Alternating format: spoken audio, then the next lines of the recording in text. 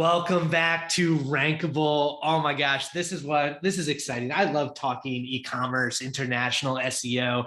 I am joined today by Lidia Infante, who is the senior SEO manager at Sanity.io. Big job switch. We'll talk about that at the end, but she's been all over the place. I mean, she's been in-house at BigCommerce. She's doing the agency side with Rise at 7. She has been all over. She has some really excellent articles that she's done on her own website all around kind of doing some research on the gender gap in SEO publishing. I am so excited to dive in. Thank you for joining me today, Lidia. Thank you. Thank you for having me. Well, it's just, you've been kind of spreading the good word of SEO, e-commerce, internationalization all over the place. And you've seen so many different types of sites. And today we're going to dive into e-commerce where Google obviously the last like 5, 10, 15 years they've been doing stuff, but like in the last like year or two with the product reviews update and enhancements via MUM on Google Shopping, Google's been doing a lot in the e-commerce space. So just kind of set the stage. What have you been seeing in Google SERPs when it comes to e-commerce, and what direction do you think we're all going in? Oh, when Google started talking about shopping, when they started shopping ads, I think this was around the time where I was working in PPC, maybe 2014, I want to say. I might be wrong on that one, but I want to say 2014. And it was extremely restrictive. The rules to be able to advertise in Google Shopping were a little bit crazy. I couldn't actually leverage it for the company that I was working at the time because they didn't allow personalized products or bulk products, right? Oh, So I wow. was working, yeah, it was really, really interesting. And if you were selling 100 t-shirts, you needed to display 100 t-shirts on the image, right? And be super specific with the price, with shipping. It was something that that kind of custom order thing could not leverage. But I've been keeping an eye on it, and they've tried many different things. So we had the Google Shopping ads initially on the right-hand column, and it was somewhat discreet. It was very salient at the very beginning when they started doing that, but now they've started integrating. Well, now it's been a few years now. Yeah. They started integrating the shopping ads on the top of the SERP page, Right. just like they do with normal ads, and just like you would with normal images. So it's looking more and more and more native. And on top of that, well, Google started losing these top of the funnel searchers, right? Like informational search, starting to think about what product I want, comparison search. They started losing it to other players, like Amazon is the most obvious one. Yeah. And they are trying to leverage, I believe, they're trying to leverage their wider ecosystem um, by incorporating Google Lens and image search into their model. And this is a bit of a copy of something that Pinterest started doing in, I want to say 2017, 2018. Huh. As you've said, I've been everywhere, and I was working in editorial at the time, and I had the absolute privilege of having Pinterest, like Pinterest representative, come to speak to us and give us a training, and we could ask all of the questions on their ranking algorithm inside Pinterest, and so on, so on. Oh, wow. Um, yeah, so even before you could buy products on Pinterest, it was already on the roadmap. They shared that with us, told us about how it was going to work and lens search. So I believe Google is trying to go back to like recuperate all of those informational and commercial searches, and then incorporate that type of visual technology onto their ecosystem so that they have a selling proposition for the user so that you actually want to shop with Google, right? It's so interesting. I mean, like, so they did Google I/O. They announced that they were integrating this multi-search with Google Lens, and they claimed that Google Lens was being used 8 billion times per month. And I was like skeptical. Like, I reached out on the Twitter community and I said, I don't use Google Lens. Who uses it? And don't get me wrong, a lot of SEOs said, whether it's for traveling, translation of signs, or Mm-hmm. identifying plants, or even shopping, but like, Do you think people are going to use Google Lens? Like, do you think it's a worthwhile venture by Google? I think yeah, I think it is. So my very first use of Google Lens, I was talking to you earlier about my trip to San Francisco, was in San Francisco. I was trying to figure out where the pretty church was. And I was like, oh, I kind of saw this thing on my Google Assistant. I think that's what it was. No, Google Now. It was called Google Now, I Hmm. think. And I brought it up and I did the lens thing, and it was just a random church. I don't even remember it right now. But yeah, I've been using it since, to be like, oh, I want these shoes. So I bought some light up shoes for my birthday. Oh, cool. They show many colors. I actually have them here. This is not on video, but just for your personal delight, Oh my gosh. these are Okay, the so I mean, best. we're publishing this on the YouTube. Oh, really? Yeah, yeah. So we'll I definitely, you didn't can know. see. Oh, hello. Oh, These are my shoes. So those are so yeah, cool. actually, I took a screenshot from a Taylor Swift documentary called Miss Americana by Netflix, and I was like, I want these shoes. And I used Google Lens, and I ended up on an Amazon US page that had expired, but had like other products to suggest to me. So I bought these shoes. Aren't Well, they I the mean, coolest shoes you've ever seen? they're the coolest shoes, and it's interesting too because that you discover them, because so I had a daughter, back in February, and so I've been using Google Shopping constantly to find everything, and I feel, we were talking about this before too, is that I feel like Google Shopping still sucks. It's still really hard to surface the types of products that you want. And they've tried to improve that to some extent with like the product review update, where at the very least they're trying to surface better review content, which I would assume would surface better products. Do you feel like Google Shopping has improved in the last like year, or do you feel like it has a ways to go? Like, how can they improve it? Um, God, it's really hard to call because as it's become popular, it's also gotten a little bit harder to distinguish what's good from what's bad, right? Mm-hmm. There's a lot of really crap products coming up on the first positions of Google Shopping. And Do they have good SEO? Like, why do you think they're getting I have no surfaced? idea. I have no idea. It is a complicated situation, right? Because Amazon, you've got product listings super structured in there, provided by the very own uh, sellers, right? Mm-hmm. And Mm-hmm. you're supported by an entire ecosystem, and also like, because most of us are subscribed to Amazon Prime, right? Aren't we all? Right. And Amazon Prime is a bit of a cult in the way that you've got a cost of exit, right? You've committed to this model that Yeah. is convenient, and that Amazon sort of becomes the homepage for your very first search when you need a product. Um, but then I don't even know where I was going. Like, you can do the shopping on Amazon itself and you save the shipping. In order to shift that consumer behavior onto something like Google Shopping, you need merchants to be providing the best type of information, structuring the right kind of way on all of the products. And then you also need to be able to provide a similar service or something that's going to make it worth the exit cost versus shopping from Amazon, right? Versus shopping on Yes. Prime.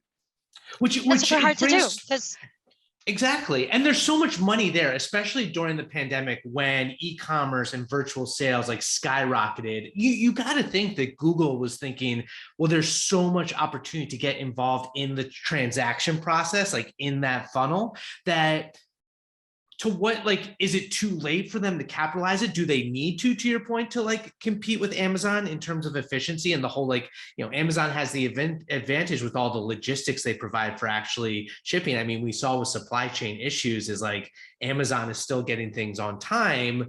yep. What do you think Google will do to compete, or do you think it's just a matter of like they're gonna have to accept the fact that Amazon's the giant, they'll have to serve up Amazon listings, and you know e-commerce products are not necessarily going to compete with their own, descriptions in the same way that Amazon makes it so easy.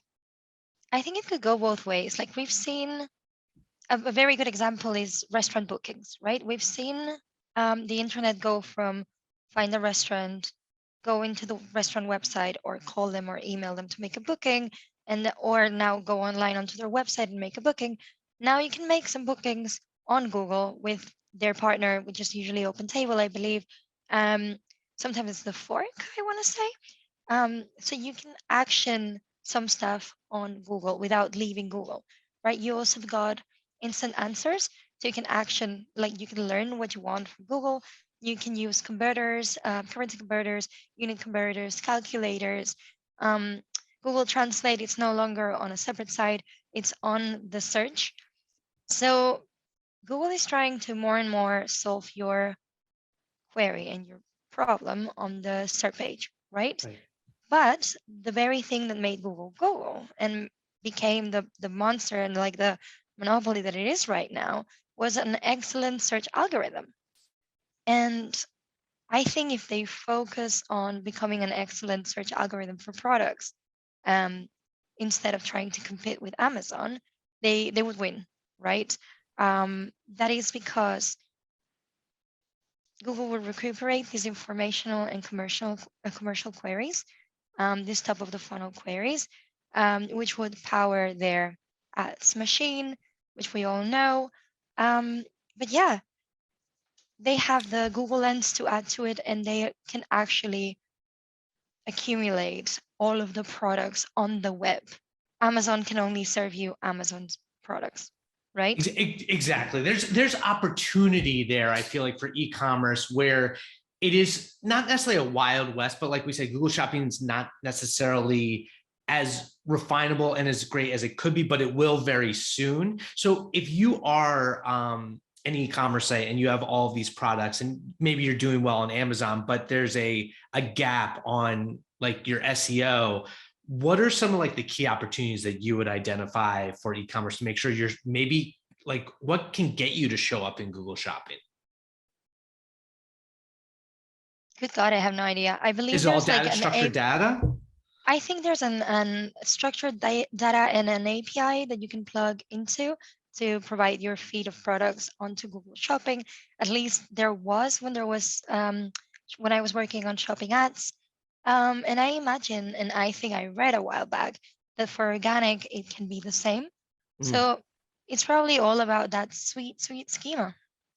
Yeah, it's weird that they're not more transparent, considering they're trying to get more people to, use e-commerce, obviously with the investment of like Google Lens and multi-search and mom and all that, that they're not more transparent of like how you can show up in organic shopping results. And we were just talking before recently about Cindy Crumb's entity first indexing presentation at Semrush, and she was showing the SERPs about how you're seeing, whether it's desktop or mobile, even for non-commercial types of queries, you're seeing more and more commercial results come up. Yes. I feel like we're being a little bit like force-fed products, even when we're not looking for products, right? Yeah. And I feel like this is familiar to me from previous iterations of Google trying out shopping.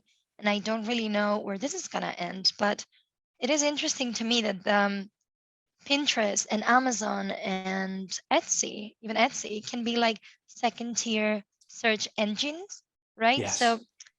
having your products on Etsy, Amazon, or Pinterest can surface them along with your own listings on the SERPs, which gives you like another position, more real estate within all of those pages. And Pinterest, Amazon, and Etsy have gone kind of serious into refining their own search algorithms and ordering algorithms for their listings. So that's something really, really interesting to me. And Etsy actually, I believe they announced an update to their listings algorithm this week. And they're speaking about keywords. They're speaking about, well, it's like Google, but like 10 years ago. It's really interesting because when you go on the Etsy search guide, they have a very thorough guide, very explicit, like have your keyword in the title, have your keyword here, introduce it naturally. So don't be so forced with it. And oh, it's giving me flashbacks, and I really, really like it. So I recommend anyone who's listening to this go check out Etsy's search guide, and it's really interesting. I do think it's going to end up as a very mixed model, right? There might be some niche cases in which Google could potentially create a similar experience to Prime. Um, my bet would be like they would do that and then kill it, as we've seen. There's this Twitter account called Killed by Google that's quite funny. Have you seen it? It's all of the companies that Google buys and then they go to die somewhere, or projects that Google starts and then they go to die. I imagine Google Plus is going to be in that graveyard, but I wonder if yeah, there's it one could for be. Amazon, because you hear the same thing about Amazon these days of like they do that weird mix and match where they'll buy a bunch of brands and you won't know that they're Amazon brands anymore, or they're building their own. And so it's like it feels more insidious than what Google does. Like Yeah. Google buys them and then they just disappear. Amazon like keeps them going, but they're like Amazon products all of a sudden without any Amazon branding. Yes, exactly. Like Audible, for example. Exactly. There's Exactly. a thing that Google killed that like literally broke my heart. There used to be a thing called a Project Ara.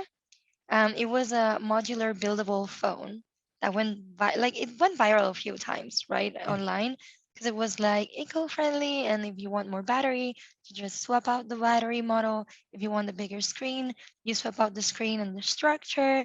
And I Wow. recently got an ad for a phone that like you can buy right now. I've forgotten the name, but someone has made it, right? And Project Ara started independently, then got bought by Google, and then got killed.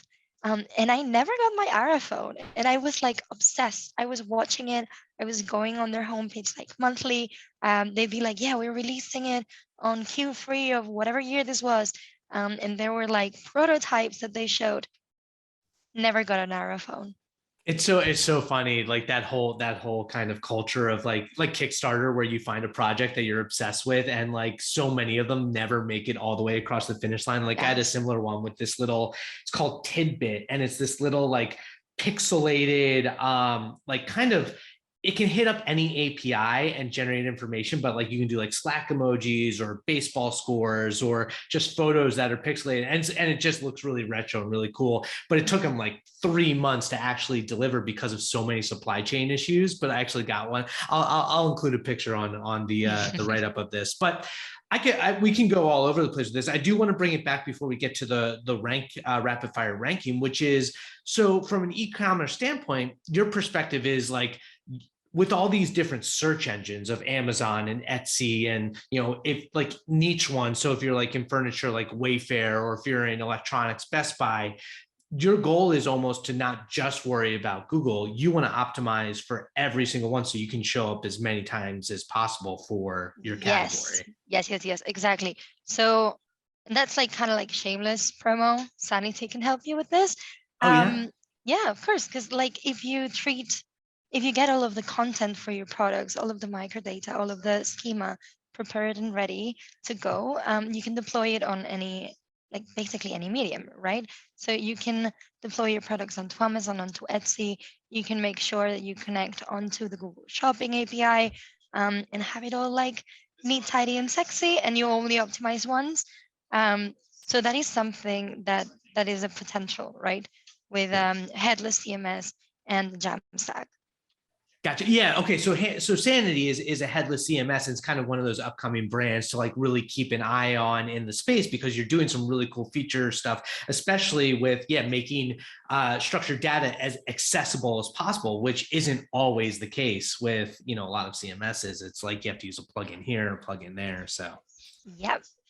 Yeah, very it's cool. very flexible. It's something that I like, and it's something that I quite like that BigCommerce as well. You could connect to different providers. It was really cool.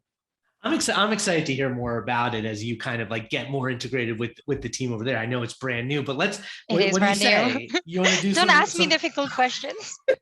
I know it's like the first 30 days. It's like the first thing is you got to learn that product inside and out. And it's like when it's like a fire hose of information, it's just like you're just soaking it all up. But to be able to synthesize it takes time. Are you ready for some rapid fire ranking in the SEO world? I am ready for the rapid fire.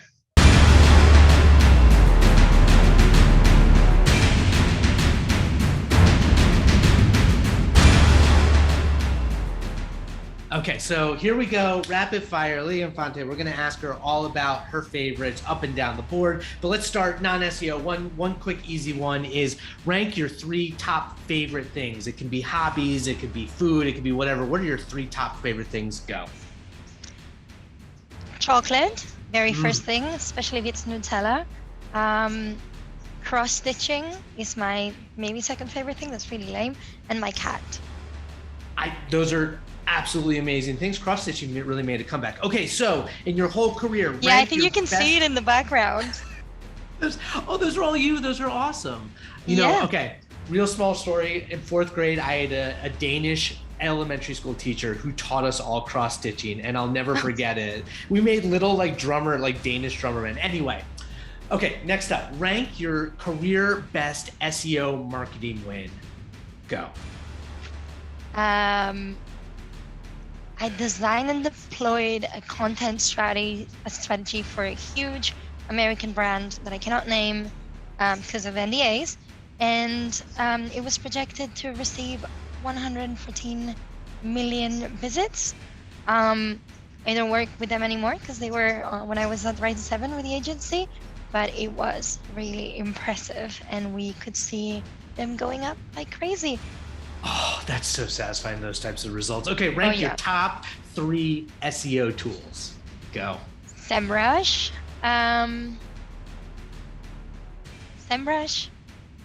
Oncrawl. Content King. Oh, those are good ones. It's going to be very interesting with Content King, with them getting bought by Conductor. Like, what's going to happen to that tool? I hope they keep it as is. I love them. Yeah, it's such a smart idea. Rank your best SEO trick or tactic. Like, in the weeds, what's your best SEO tactic? This one's stolen from Crystal Carter at the Women in Tech SEO Fest.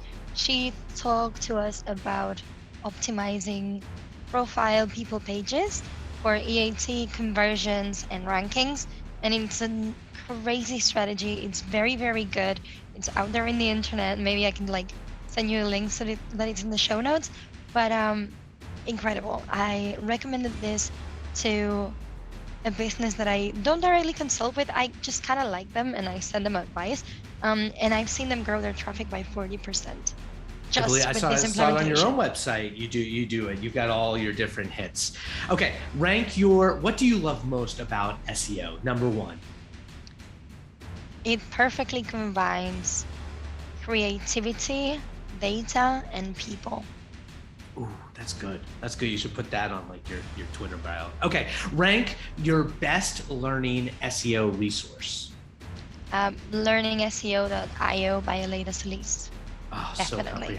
So comprehensive. Rank the top 1 to 3 SEOs or marketers that you most look up to or respect. Lazarina Soy.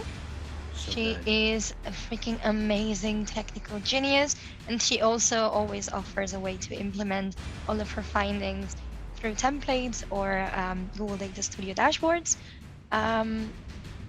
Rebecca Vervel from Oncrawl. She is crazy and amazing, and she revolutionized the way that I think about projections and assessing SEO results. And lastly, Arish Abu Ali, because of all of the amazing fabulous work she's done to push women forward in the industry. Oh my gosh, yeah, 3 amazing women. Definitely follow them all if you don't already on Twitter. And finally, rank your number 1 cause or charity that you want to promote. Women in Tech SEO. I would say, since we are in an SEO podcast, just go amplify the work that women in the industry are doing. It's something that I'm very committed with because we are often overlooked, and I just love some of the stuff that's being produced. Like every Thursday, I do a wrap up of the best content by women in the week. It's called the #SEO Women thread, and it's so much work to read all of that because they make a lot of content. They make crazy amounts of content, and it's all spectacular. And I have to try and keep it I have a maximum of 10, and I only keep the best of the best, innovative stuff. Nothing repetitive, nothing just because the author is a woman is there. And and it's just so good. The quality is so high. It's crazy. Yes. Not like week after week, whether it's like articles or interviews or tools or communities, like there's so many great pieces. I love that thread that you do. For those of you who aren't familiar with Lidia, definitely follow her on Twitter. You are an amazing follow, always talking SEO, but also just fun in general. Is Twitter the best place to find you, or where's the best place to find you online? It is. It's at Lidia Infante M. On Twitter, and just expect some shit posting combined with SEO stuff. I just tweeted about why I think socks are a cult, and then I followed up the tweet with like, I would post a picture to prove a point, but I'm not that dumb. Pictures of feet on the internet are not free. And John Mueller liked it, and I'm like, don't think of me in this way. Yeah, like how do you even no? But I, it's funny. I responded to your tweet with You did?